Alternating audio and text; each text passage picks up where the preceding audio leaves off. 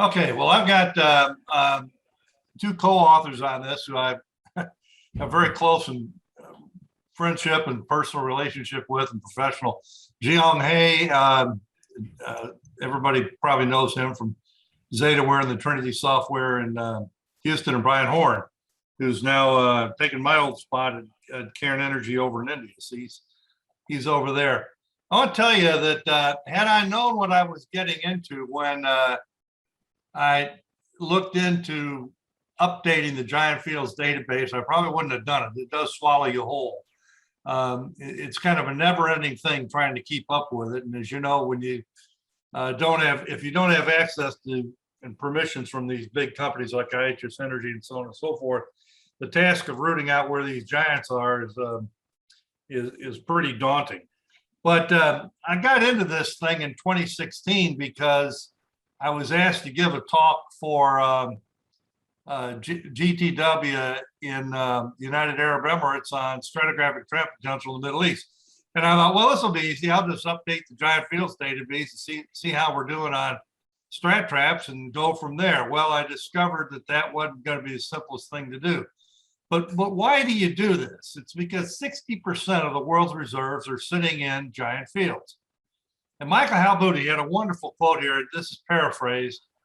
Why do we look at giant fields? First, we study the usual about accumulations, and then we concentrate or ferret out the unusual, and that's often where the future lies. Now, it took me a while to realize this. I think I spent the bulk of the first part of my career really looking at the trends and the usuals, but to break out and really become a creative oil finder, you got to flesh out what's new, what's doesn't explain things, and get after that. Now, I'm from the effort I put into this thing, really standing on the shoulders of giants, because Halbudi kicked off the giant field stuff back in 1970, decadal publications, and Myron Horn, who died in 2016, made that a digital database, which is where I picked up, and that was last updated only in 2010. So in 2016, when I started to look at updating the database, it was already 6 years too old. And then I thought that was going to be easy to do, but it wasn't. It was quite difficult because I had to add hundreds of new fields. And then more importantly, digging into the location data and some of the figures on the fields, which have been in there since the 1970s, you found out there were a lot of things that needed to be corrected. By the time I got through with this last week, updating the last field, added over 1,000 new references, and there are now 4,900 references in the database. And these are the number of fields I actually had to look at, edit, or create. So this was a daunting task, 646 fields, particularly in Russia. Some of the locations were way off. Some of the locations, even North America, were off by 1,000 kilometers. So just QCing the database took time, but it was worth it. One of the things I wanted to add was the elevation of the fields and the depth below mudline, because I just thought that would be interesting, since, you know, when you hear a well that's gone down to 15,000 feet, but it's out offshore and it's in 5,000 feet of water, it's really not that deep below mudline. So added that, and I added an operator to kind of keep track of who's finding these fields. And if we have time, I can talk about that at the end. But it was a bigger task than I thought. And, you know, every time I'm in there, I'm finding new things that need to be edited or fixed. Just a minute, I'm having trouble advancing. Well, this is one of the first things that dropped out, was that over the course of time, if you look at the surface elevation, this is when we started going into deep water. Here's sea level. In 1980, we started going off, and then for the last 20 years, it's been deeper and deeper water. And not only that, but what's important here is it's also deeper below mudline. There's a little feedback coming somewhere. Yeah, can everybody mute? Can everybody make sure they put themselves on mute? Sorry, this is Patty Walker talking. Yeah, that'll help. I think we got that taken care of. Anyway, if you look here, starting in 1980, we started going deeper and deeper and deeper. Now, the last 20 years, the depths have been down almost to 10 kilometers below mudline. When I started out in the oil business, everybody said you can't go that deep. Everything will be cooked. It'll be hot. It'll be great gas. It'll be dry. There won't be a reservoir. It'll be metamorphics, whatever. There were a lot of reasons to not go that deep. But what's important here are the colors. You're still getting oil at 10 kilometers below mudline, which I find astonishing. And there's a lot of liquids down here, and that I'll talk about that a little bit in more depth. But these were two of the things that struck me right away. We're going deeper and deeper, and we're also going into deeper stratigraphy. A lot of these deep wells are tapping the older basins, not the ones that the traditional hydrocarbon provinces have been in. These are the things that I noticed in getting ready for that talk. For years, actually until the early 2000s, the historical success rate for finding giant fields in combination of stratigraphic traps was only 10% of the volume. But now it's about 50 to 60%. And that's been a breakthrough in 3D seismic reservoir imaging and data integration. So we're actually able to, strat traps before used to be pretty conceptual. A lot of the maps I drew early in my career were conceptual. Here's where I think the channels go from the well control. The seismic's not very helpful.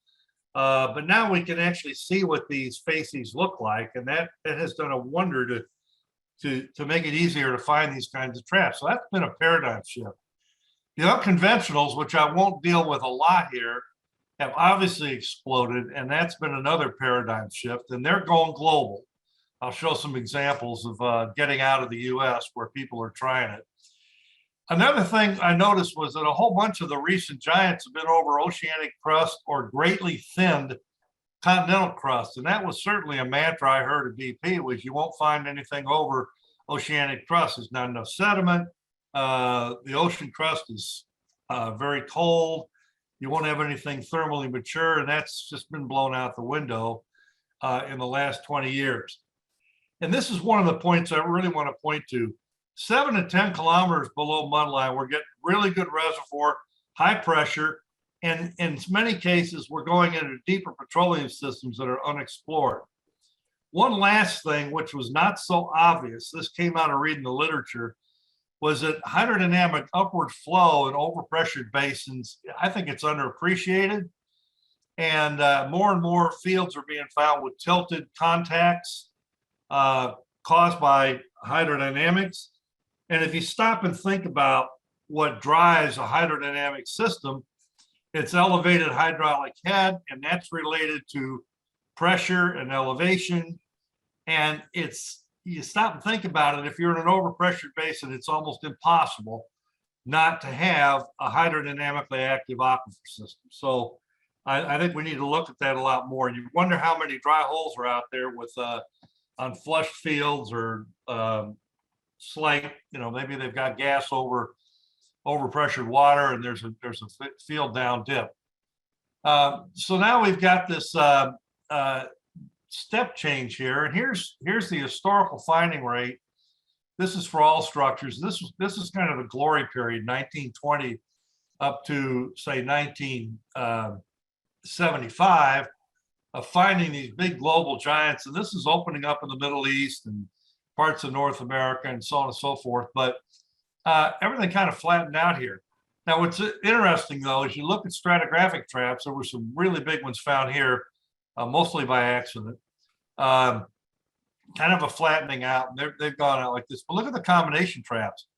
Combination traps have jumped dramatically, and that is a shift in finding rates. And if you go and look at the last 20 years, you've got 50% of the giant fields are in combination traps, another 10% pure stratigraphic, and then the structural traps are about 40%. And a lot of those are in Iran on surface anticlines, which is almost seems unfair when you stop and think about it. It seems unfair to me anyway, to still have prospects like that. And a lot of these discoveries are driven by, source rocks in the Mesozoic systems, but we are getting giant fields down in the Neoproterozoic, in China and in Russia. That kind of potential is still out there in a lot of other basins. Paleozoic fields have been big. And again, the combination traps are overwhelming the structure ones, which is really interesting. And we'll see a little bit why. And in terms of mix for carbonates or clastics, it's about equal. Big carbonate reef plays, Galshin's field, which I'll show you is a mega field, mega giant.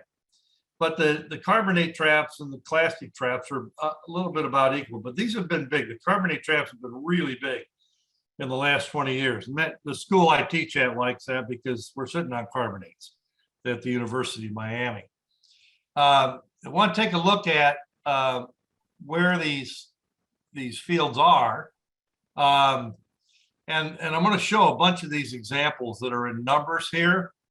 But we're kind of looking at, let's look at the structural problems. These are dominantly structural here in the Gulf of Mexico, the offshore Pemex area, the overthrust belts down here.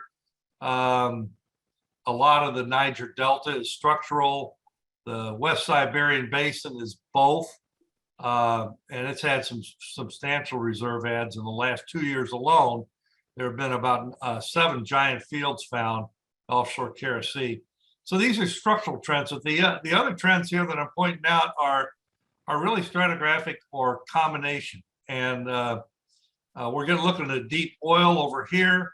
Turbidite plays on both the west coast, east coast of Africa, the northern coast. This is the Starbuck area here with Exxon. And then we got the big subsalt in here with carbonates. And this figure in blue shows where the big carbonate buildups are. And the clastic plays are designated with the yellow. And then we've got unconformity traps, a lot of different types of plays. Tight gas, we'll look at that. And even some giant fields and volcanics up here in China. And then a really interesting field up here in Alaska. So a lot of different kinds of traps and trap types and some pretty creative exploration in the last 20 years. Let's see, where am I? There we go. This is the driver on why these things are successful. You know, in the last 20 years, 3D seismic is getting shot everywhere. Most companies drill only once now that they get the 3D seismic. And the imaging is phenomenal. I mean, you know, getting to actually see a subsurface microbial buildup like this in Brazil, actually getting to see that geomorphic feature is important for where you place your wells and how you develop your field. Turbidites are things that we used to have models for them. They're supposed to look like this. Well, the 3D seismic shows us that they're supposed to look like what they look like. There isn't any supposed to look like model for a turbidite. You have to get in there and surgically take it apart and decide to put the wellbore. If you're in a non-marine sequence, you're actually able to see the point bars and position your wells to hit those reservoirs rather than kind of looking at it from a statistical standpoint from the existing well control. Now, having said how important 3D seismic is, I'm going to start out by showing you giants that were found with 2D seismic because they're so stinking big. And probably the one that shocked the industry the most was the Zor trend here, far distal offshore of Egypt. The plays for the dawn of time through here have been in clastics. And recently in turbidite channels and fans in the Miocene, the Oligocene, all the way up into the Eocene and Sice Valley place here in Baltine, but it's all been clastic. And sitting out here way away from everything else was the Eratosthenes seamount, which is really what this is here. And it's a big carbonate reef buildup. But what Ian and I did was recognize that there were smaller features than that. And this one was drilled with, you know, shallow core holes, so we knew it was there. but realize there were features out here capped by Miocene evaporites that were undrilled and could be sources of huge volumes of oil and gas. So I'll give you an example. BP was offered 4 times to go in on this well and decided not to because there wasn't any 3D seismic over it. That was one of the reasons. I think Charge and Seal were other ones, but many companies were asked by E&I to join in this well, and they didn't, so they drilled it themselves. And that is not a subtle feature. This was drilled on 2D seismic. It relied on biogenic gas for sourcing, which worked. And it had a 628-meter column of pressure with no discontinuities. And it's opened up a trend. There are a number of other fields out here now. Everybody's trying to make this play. What's important here is the 20 TCF recoverable found in this field was more gas than has been found in the deep Oligocene field in the last 20 years, all the plays combined. And those are giant fields also. So very simple, very shallow, and I think that's online now. So 2D seismic found that one. The other ones, which were Kashagan and some of these other big fields in the shallow waters of the environmentally sensitive Caspian Sea. These already had their productive analog, the Tengiz, so they were almost certain to work, and they did. Kashagan is huge, about 28 billion barrels equivalent, 20 TCF, 10 billion barrels of liquids. This was no surprise that these fields were going to work, and they didn't need big 3D surveys on them to really define them. But when you get into the pre-salt carbonates in Brazil, that play was basically not imageable before 2000. The subsalt down here had very poor resolution. When I was with BP in 2002, we purchased some of the first long offset seismic data, and it actually showed where the rift shoulders and the deep rifts were in here. And we tried to get in on that play, and for whatever reason, over the course of 3 or 4 years, the company waffled, and we never got into it until the big discoveries were made. But this was a seismic, this really was imaging those deep rifts, played a big role in the early 2000s in getting people to come in here and drill some of the high rift shoulders. Now, I think for the most part, the companies that drilled out here were kind of shocked when they got into these reservoirs, because I'm not certain how many of these companies actually thought there would be big carbonate buildups down here, but there were. And they're lacustrine carbonates, and they have tremendous reservoir properties, also high pressure, high temperature. But the fact is, with the 3D now, you can de-risk these things pre-drilled. And there's been one discovery after another. So that's been a real success of the deep imaging and the gutsing up to go down into the deeper petroleum system. All these post salt plays were nothing but seepage from the underlying source rock system that is within the rift itself, the Luna shales. So it was a matter of going deeper, and this is another theme. This was a shallow play, but there was a deep one underneath. So drilling deep into the older petroleum system, getting into the source beds was a smart move, and it's opened up a 100 billion barrel province. Still very economically challenged, but huge fields. Now this was a real sleeper. This is over in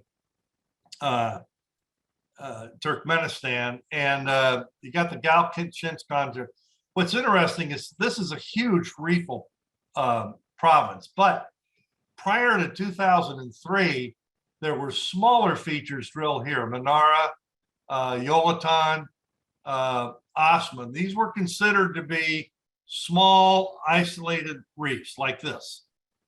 Just a little thing. They were little bumps, but as they drilled it, it turned out they were all part of a mega reef, which has a variety of reserves associated to it, but it's got lowish to fairly good porosity, a little bit of H2S, 5% CO2, but it's in the 86 billion barrel or more recoverable. 67.1 billion barrels here.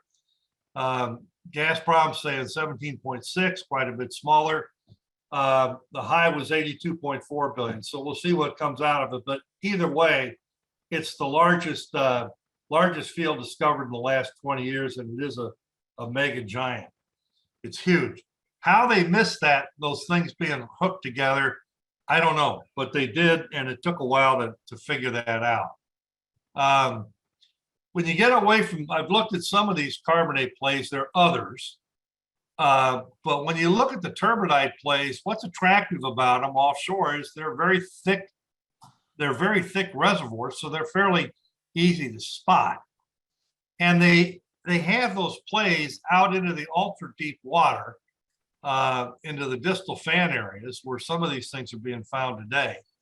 And these are DHI driven plays. So many of these discoveries are made because there were bright spots, conformance to structure, and it became an attractive play.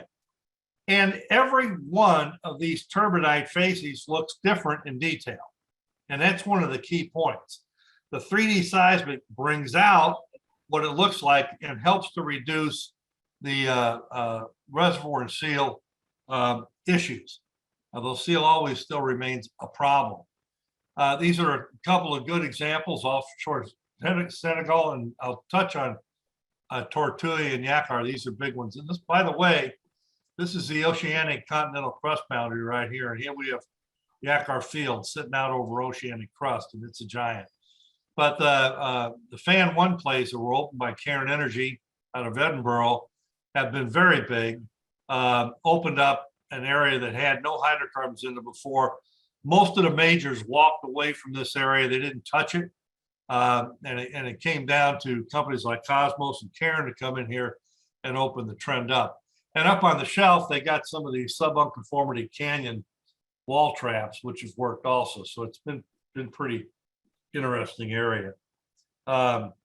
This is one of the points I'm going to drive home about when you're drilling for these turbidite facies. Cartoons don't cut it anymore. You have to really look at them. And this is the east side of Africa, Mozambique, the Mamba complex. This is over 150 TCF that's been discovered. The play was kicked off by Cove Energy, which is 3 Irish geologists in their 60s who thought there might be something out here, and they got $10 million and they wanted to go out and shoot some seismic and come up with some leads and turn it. And they brought in Anadarko and other companies to drill it. First well was, I believe, 25 TCF minimum. It says 53 to 80 over here. But these 3 guys opened the play up. It wasn't opened up by the majors. I saw a lot of majors walking from this area for a number of reasons. Source rock wasn't known, but the amplitude anomalies were there. And what's important is if you look at the published seismic facies, you can see these big, huge fine-grained drift deposits, the channelized interval. And that's what the traps look, that's what the reservoir facies look like. And if you asked me to draw that ahead of time, I'd have gotten it completely wrong because I would have had a different model in mind. So again, the 3D seismic has really helped pin down where to put these wells.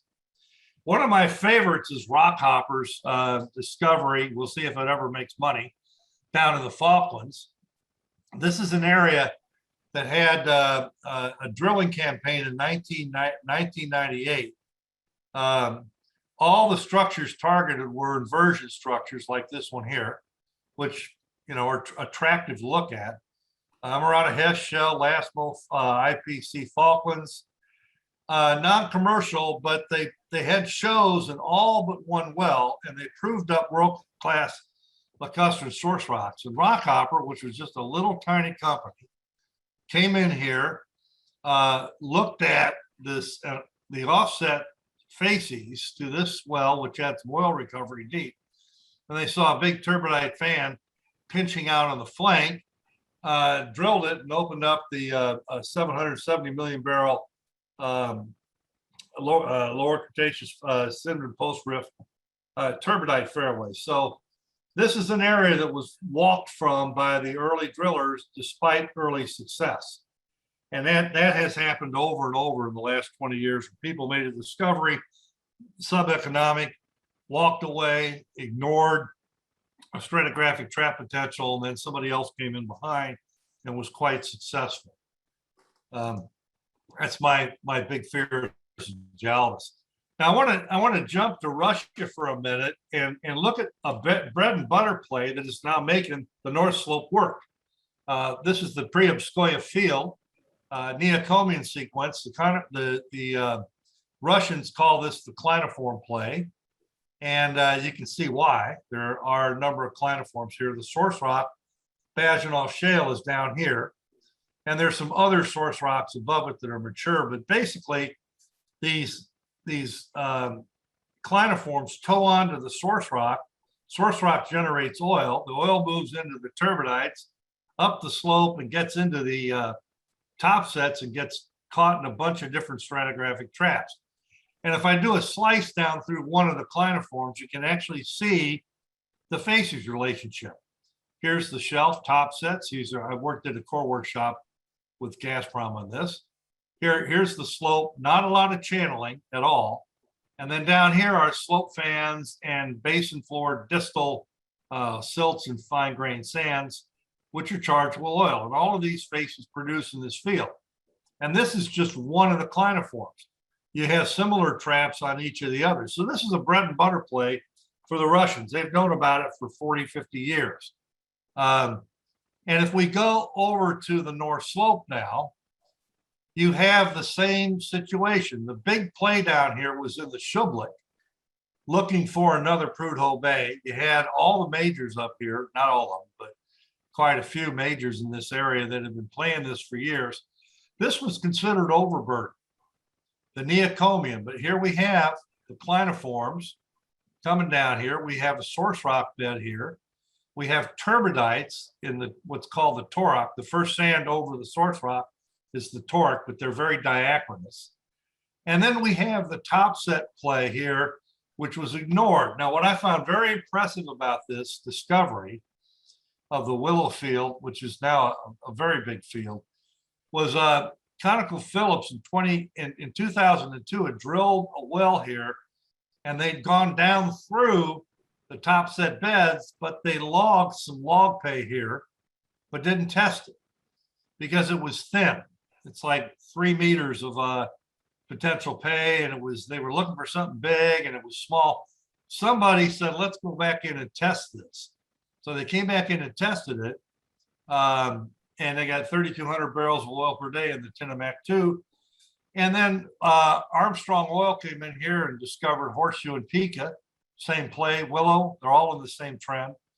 And then the Torak turbidites at Kalis Bay, that's a 700 kilometer square trap, probably 2 billion barrels of oil. So this was revitalized in North Slope. My point is, it's not a new concept. It's a new concept, sorta, for the North Slope. But even there, Koparic Field had been producing for years from a similar type of trap. So this was somebody paying attention to details, bypass pay, and coming in and getting creative with a different kind of play. Really a very interesting discovery. Now, merging toward the unconventional trend, I want to look at two big fields here. One is in Oman, and here's an interesting thing. There were a couple of wells up here on a paleo high. This is Cambrian, very thin fluvial channels with a little bit of ratty gas in it, for years considered uneconomic, up on what was thought to be it was a four-way closure up here. But somebody started offsetting down dip and they found more gas. And then they went down further and found more gas, down further and found more gas. And pretty soon they had maybe a 25 TCF trap here. And as of 2 years ago, talking to the petrophysicist working this field, he says, we don't even know what the trap is and where does it extend. But it's a giant reserve ad. In 2011, they booked BP booked 11.9 TCF, but it's probably going to be 25 TCF or more. So this is a case of paying attention to production that doesn't match the structure. Somebody saying there's got to be something bigger here. Let's look off the flank. I don't know how big a role 3D played on this, but I suspect in terms of delineating the field, not much. Now, in the Ordos Basin of China, there's a coal sourced tight gas field over here, which in 2000 they thought was pretty small, and it's like a lot of the basin-centered fields in the U.S. There's water up dip, there's even some water within it, but as they started infilling here, it grew pretty big. In 2006, the entire Ordos Basin, not this field, the whole basin was given a reserve of 18 TCF.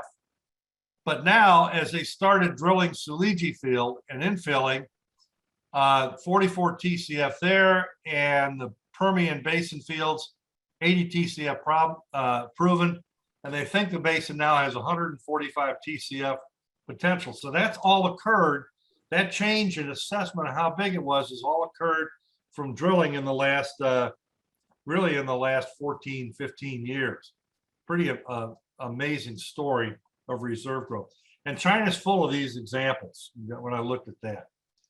Now, looking at the unconventional plays, they've obviously exploded in Canada and the US, where favorable surface and access and tax incentives exist.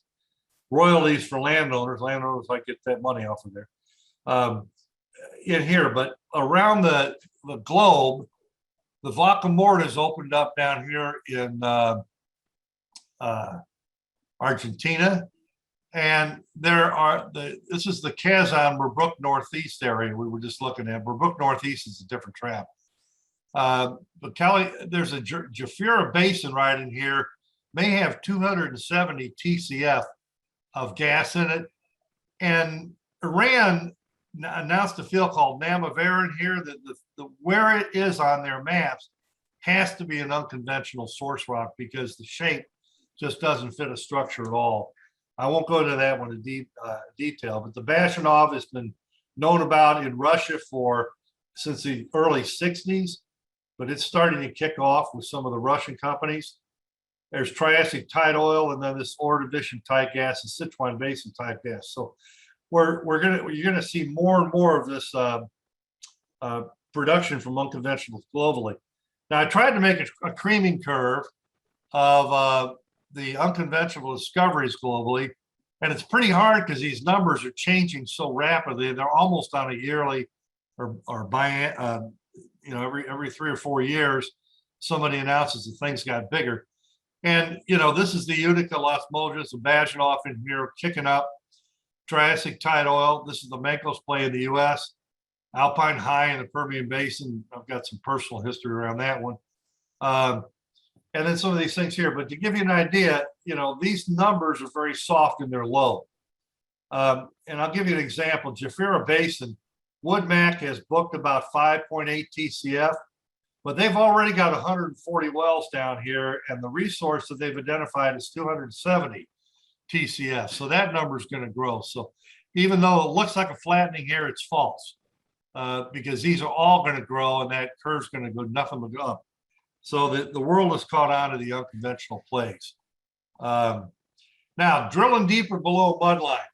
I thought this was a really interesting creaming curve. Just taking a look at all the fields, giant fields that are deeper than 5,000 meters below mudline.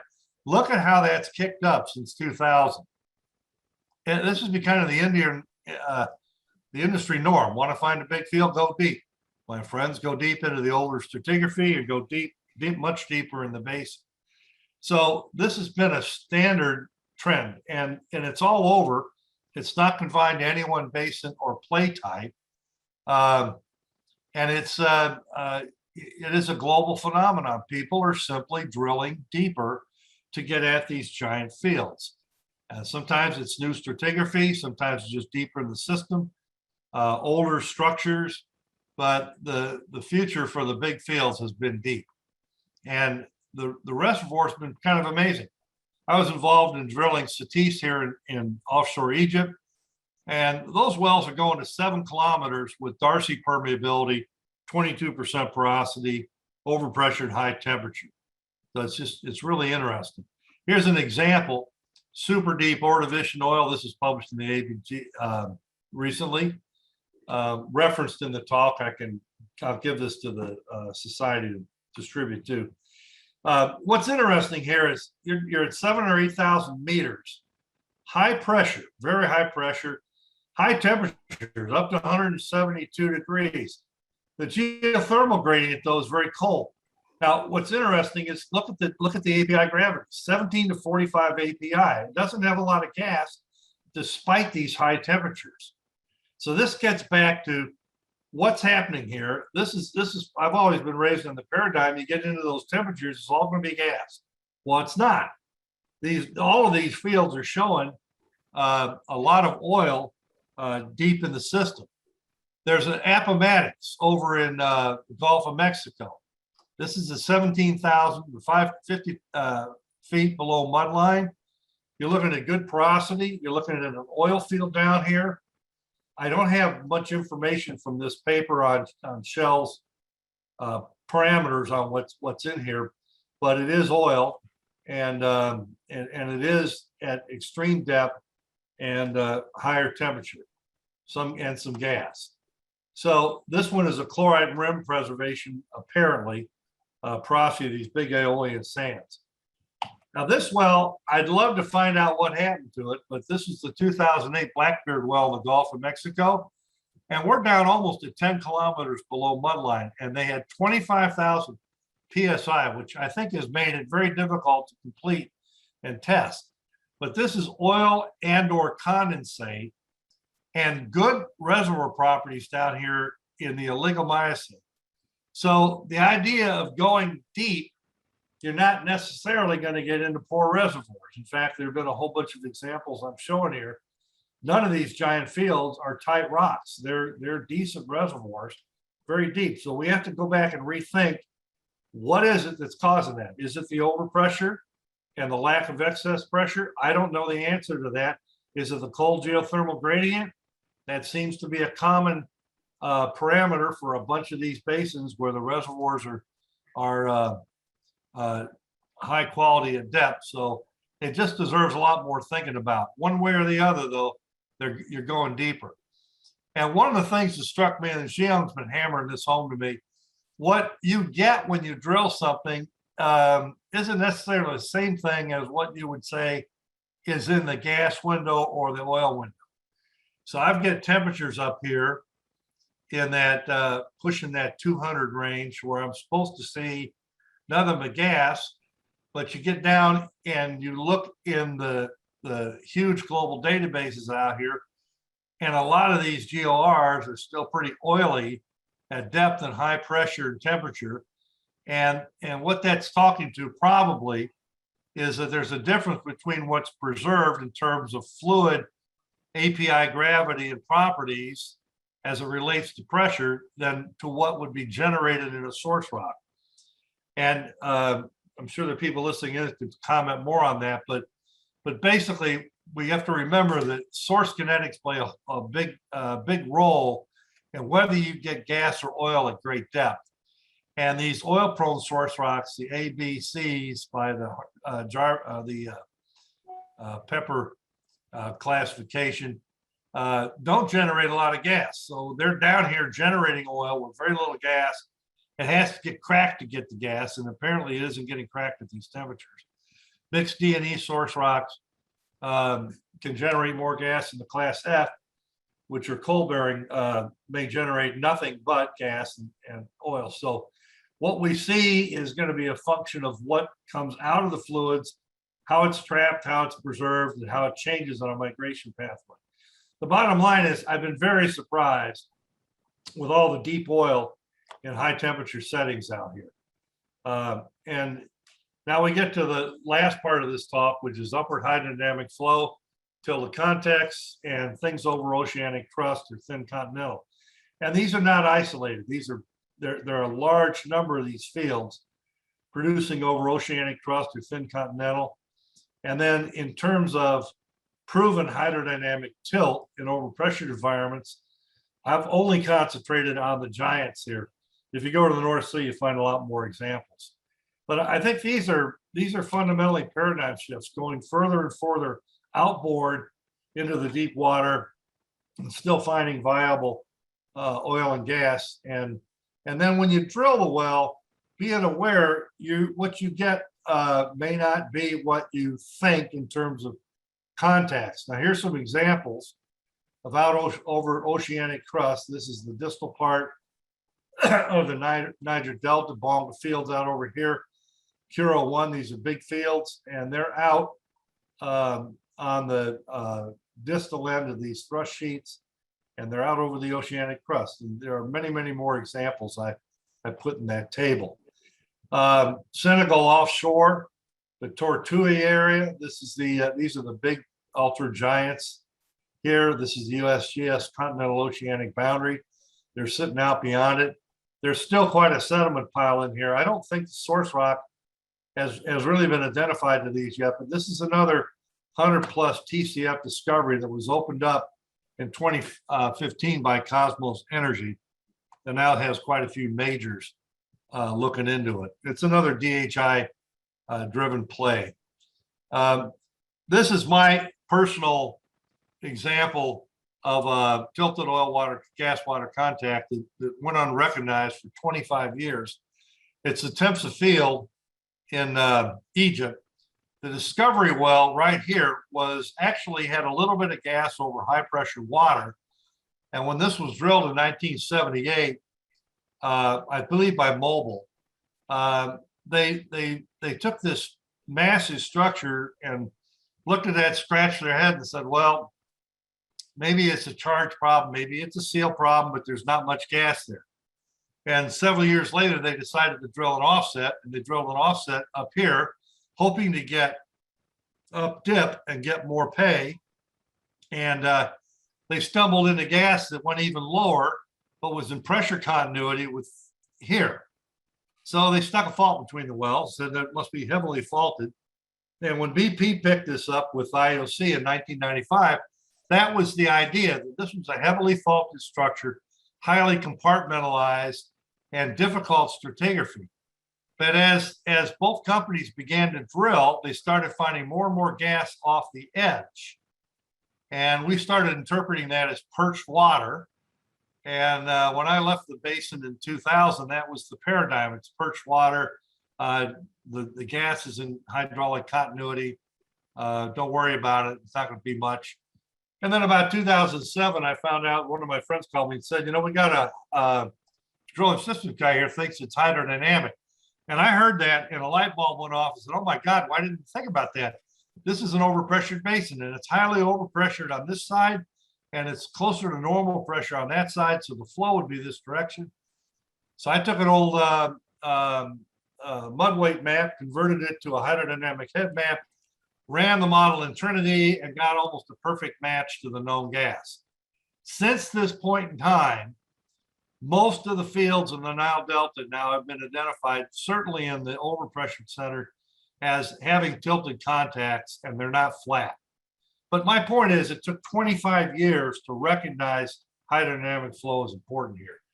And I talked to people about some offshore India discoveries that had the same problem. So where do we go from here? I think I've shown some of these paradigm shifts. I think you're going to be looking at harsher, more difficult new areas of access, political unstable countries, subvolcanics, difficult subsalt, and certainly a lot more deep drilling, testing the deepest petroleum systems, questioning paradigms on source, charge, and migration. And it's an old planet. There's a lot of undrilled source rock out there and rich Neoproterozoic sources. And I'll give you a couple of examples. Harsh offshore environment. This is the breaking of the creaming curve in Russia for giant fields. Look at that. It sat flat for years. In the last 2 years, 7 new giants have been found in the offshore Arctic. It's icebound about 4 months out of the year, about 107 TCF. So going into the offshore environment, in the harsher environment, opened up a new play fairway, old concepts.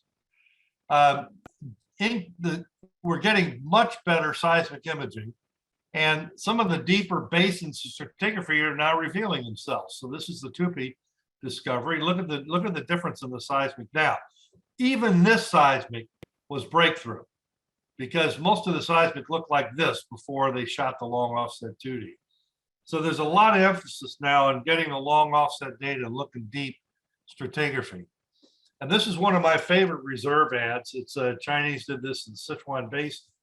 They thought they had a shallow gas field here.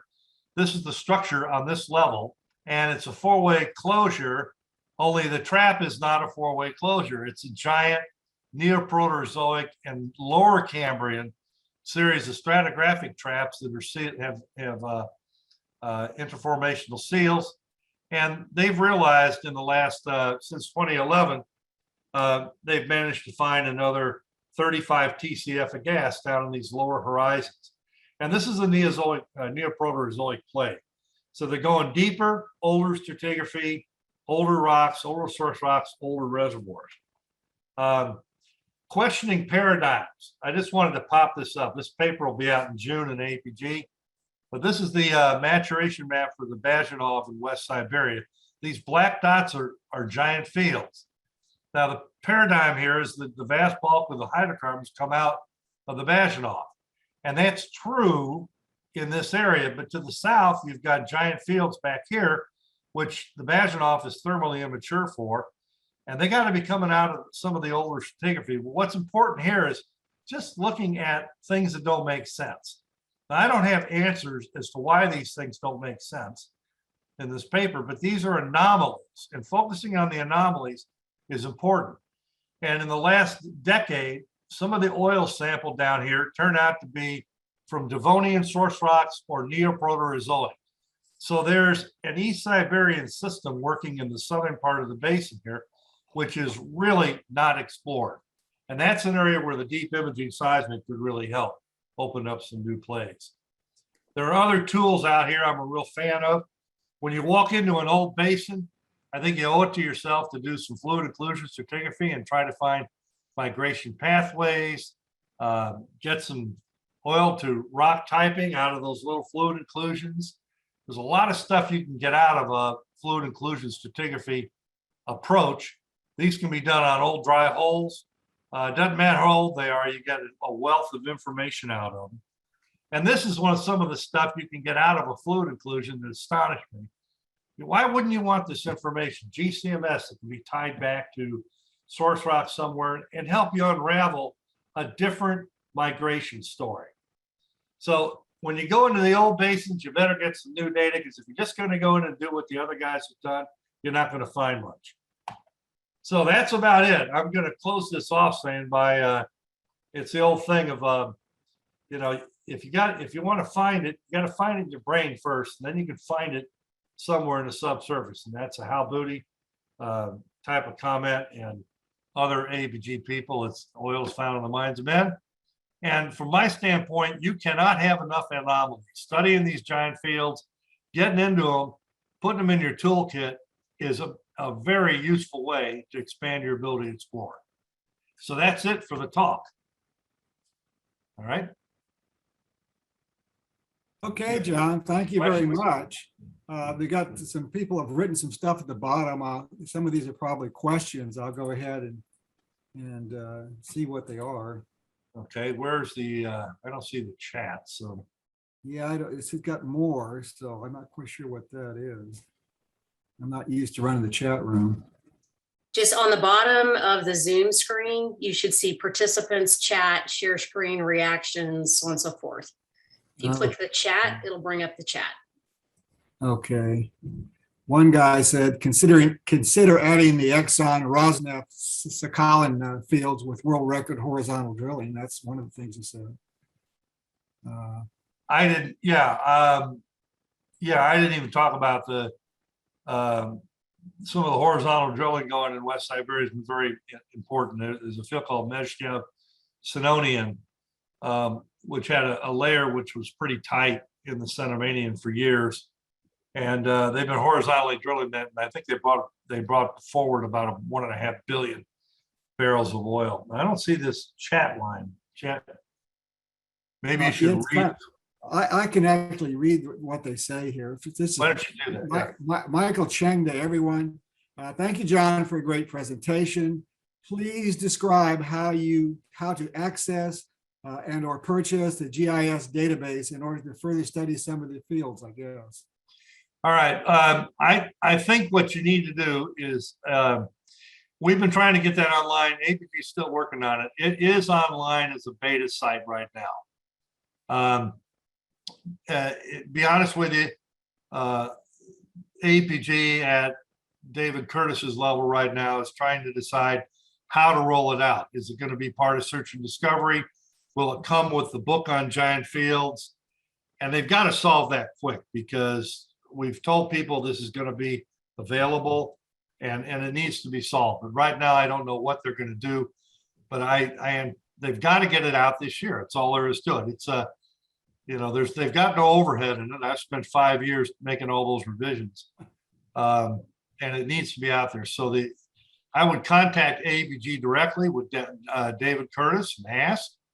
Beverly Molyneux, who is in charge of getting out the Giant Fields of the Decade book, you can contact her directly. Send me an email. I will forward it on. You have my contact information because, frankly, it should have been out by now. It's been at various times in the past been free. I'm pushing for that. I just think you need to push them a little bit because they've made a commitment to get it out there, but it isn't available right now. But the commitment's there. It will come public.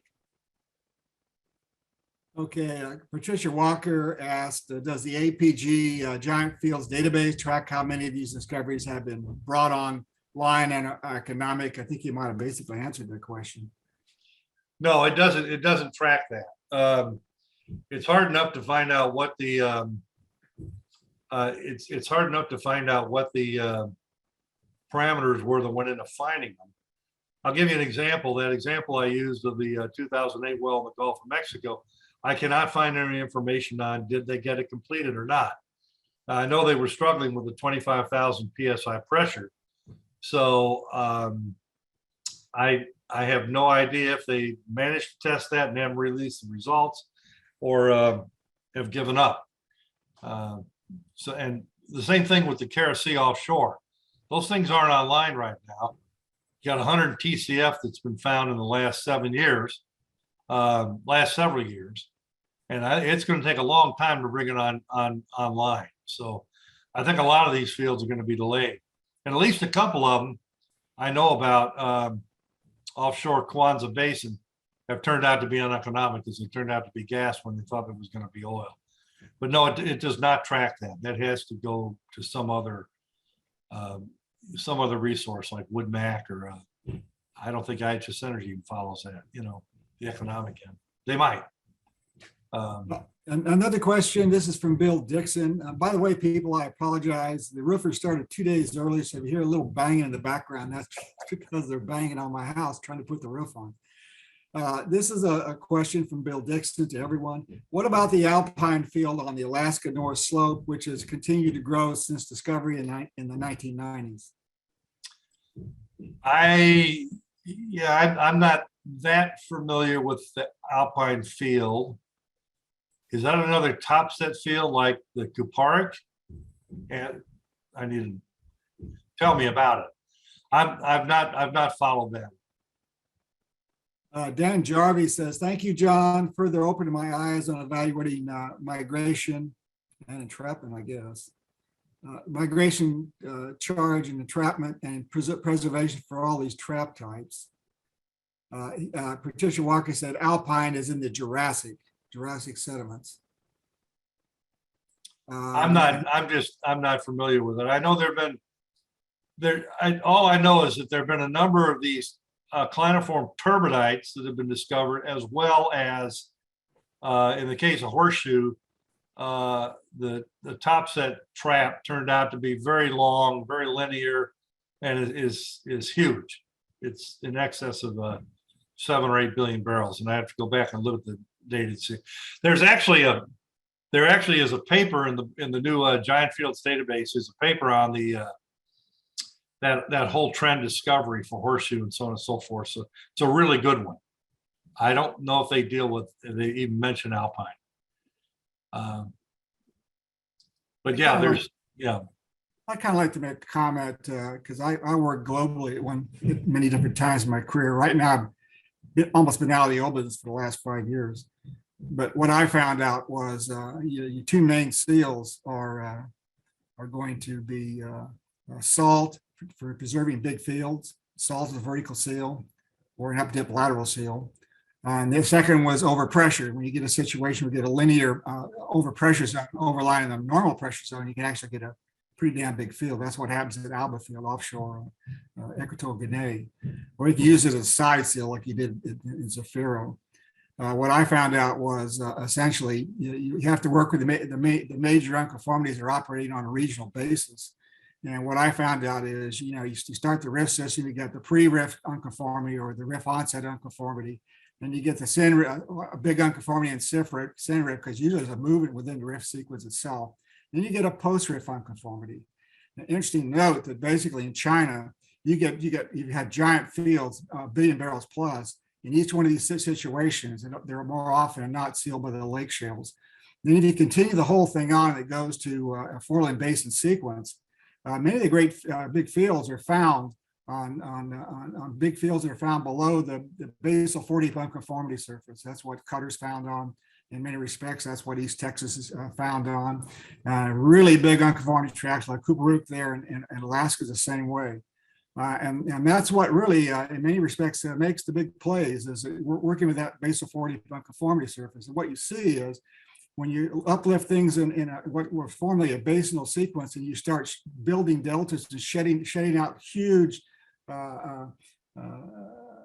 shell beds at the bottom of the prograding beds, bottom set beds, they can also represent a pretty big field. In fact, that happens quite a bit in the United States onshore. That's my observation. Well, I didn't even get into the seal thing, but I agree with you on the pressure story. You go to the Caspian Basin, and some of these fields are like, I didn't talk about pressure regressions, but the big Pliocene, the deep Oligocene fields in the Nile Delta are in pressure regression. We recognize that early on, and that gives you that top seal is enhanced by the overpressure. And then you get a migration pathway underneath where you have the regression set up. And so that kind of a plumbing geometry is very advantageous. And I think exists in a lot of the basins that people are looking at, So I agree with you. Also, the Neoproterozoic stuff is interesting because the stuff in China that they found, those are Cambrian salts and evaporites that are sealing those things. And the same thing true in Russia. So some of those older Neoproterozoic trends are heavily favored by having salt on top of them, and they fascinate me because, you just don't think of the Neoproterozoic as being prolific, but some of the source beds in the Neoproterozoic, are on the order of 200 or 300 meters of world-class algal-prone source rocks. They're excellent, but it's the older basins, stratigraphy. Okay, John, that's pretty much all the questions. So I guess I thank you. EHS thanks you for giving your talk. It's a very good talk. It demonstrates some things to me I hadn't seen before. And I guess this is basically the end of the meeting. I'll go ahead and close out the meeting since I don't see any more questions. But I do thank you. You'll get a speaker's award. We'll try to find a way to get it to you, John. All right, don't worry about it. This remote will come. I will say one thing. I want to give a shout out to one company. If you look at this chart, these are all the companies that have found giant fields in the last 20 years. And if you look at ENI over here, I needed to update this slide, but ENI has about 15 discoveries with partners. That's why this arrow is. They have about 15 discoveries, and those are spread over a lot of different basins. And they are. I don't know. It's they've been the champion out here. I can tell you. And this is not fair, Iran. It's not fair. Those are surface anticlines for the most part, but there's still surface anticlines to drill in parts of the world. But anyway, just a thought. Been very impressed with some of these companies, and I made a list down here of the ones that I found the most out of the box. And pretty interesting look. Anyway, appreciate the chance to get to talk, and I can mail you a copy of this if you guys want to put it out there, because all this stuff's published now, so it's That would be good. The it's in the book. HCS would probably put it online with the bulletin if there's no problems with what they call it, rights. Anyway, I'm going to go ahead and end the meeting. Thank you very much, John. And for the people, we had like 29 people total, I guess, watch this, which is a lot for a virtual meeting. So I'll say goodbye. All right. Thank see you, John. later. All right. Bye, Bye. everybody. Bye-bye.